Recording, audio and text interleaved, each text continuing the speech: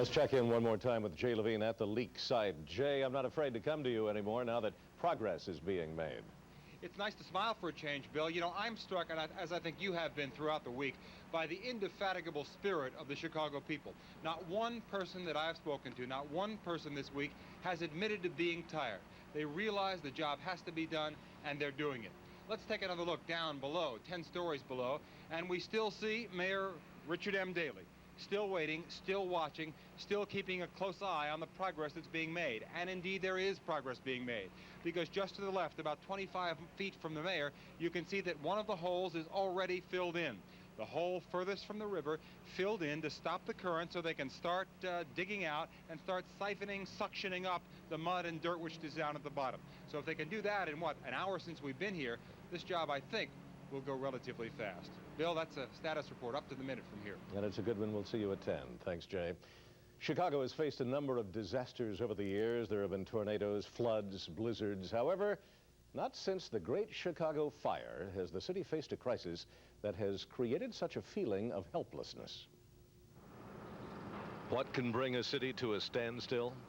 The answer lies beneath the surface of the Chicago River, the leak that paralyzed Chicago. The last time Chicago was witness to such an event was about 120 years ago, when, as rumor has it, a cow kicked over a lantern and started a fire that would burn for 2 days and leave Chicago little more than a pile of rubble. In 1871, it came down to individual spirit and dirt to put out the Great Chicago Fire.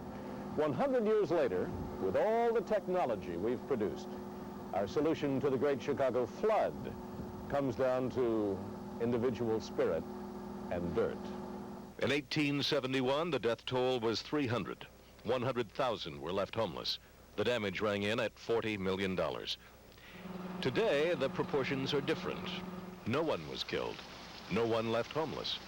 But the cost to the city, to its industry, to its businesses, to its buildings is unimaginable.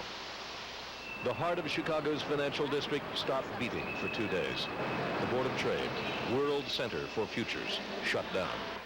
Billions of lost opportunities, billions of lost dollars. In 1871, rebuilding the city from scratch began immediately, using steel instead of wood, thanks to Mayor Joseph Medill's new codes. We built fast, and we built big.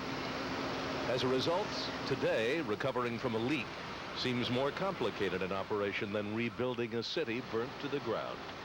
And all we're trying to do is to get back on track.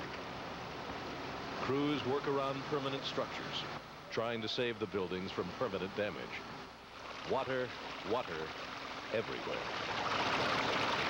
I think we've learned what makes Chicago the city that works. It's another city underground, just a few feet from where we walk every day, connecting us with electricity, telephones, television. And if you want to hurt us, that's a good place to start. The city's nervous system, a maze of circuits that bring us the power to use tools of the modern world, was vulnerable. The core of our underground transportation system stopped, and we're not exactly sure when we'll see it operating again.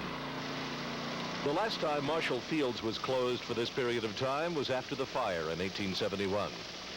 Back then, they reopened in a stable the very next day. We haven't done as well this time. Who would have thought, almost as far from the ocean as you can get, divers have become our lifeline. For that matter, who would believe that pilings under a bridge would have the same significance a cow and a lantern has had for 100 years? It's been a week unlike we've ever seen before in Chicago, and it's not over yet. Our reporters and camera crews are on the scene, as they have been all week, recording history as it happens. Stay tuned to Channel 2 later tonight, throughout the weekend, for the latest on the Great Chicago Flood. For now, I'm Bill Kurtis.